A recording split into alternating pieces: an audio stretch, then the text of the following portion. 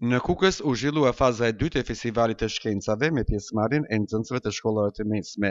Kreativiteti, mendimi kritik dhe aftësitë kërkimore të rinjve u prezantuan përmes projekteve inovative të frymëzuar nga jeta e përditshme dhe problematikat që ata evidentojnë në zonat ku jetojnë, siç është rasti i projektit Uji dhe Shëndeti nga Shkolla e Bashkuar Imer Mata në Zapot, fitues i vendit të parë.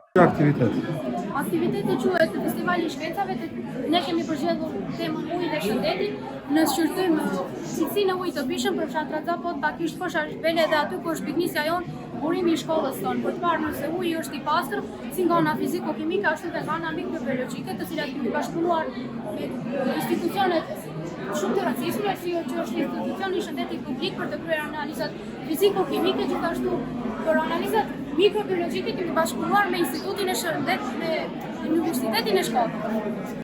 Vendin e dytë e mori Shkolla e Bashkuar Elmaz Ademi në Bardhoc me projektin Zhvillimi i turizmit malor në malin e Korretnikut, një temë që vë në pa potencialet natyrore dhe turistike të zonës.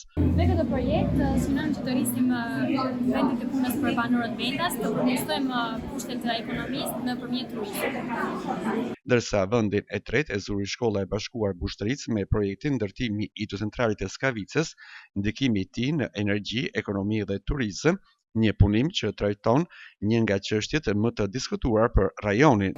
Ne kemi zgjedhur këtë temë për ta trajtuar duke qenë se jemi edhe banorë të asaj zone. Hidrocentrali i Skavicës është një projekt që është hedhur hipoteza që para viteve 90, por nuk është realizuar, ka patur disa premtesa. Ne jemi munduar që ta sillim atë në mënyrë më të mirëfillt, duke nxjerrë në pa akoma edhe shumë avantazhe të tjera që nuk janë theksuar. Ne jemi munduar ta paraqisim në mënyrë didaktike nëpërmjet këtyre mjeteve. Përmes këtij aktiviteti, të rinjtë dëshmuan se shkenca nuk mbetet vetëm në libra, por mund të kthehet në instrumente për të kuptuar realitetin dhe për të propozuar ndryshime pozitive në komunitet.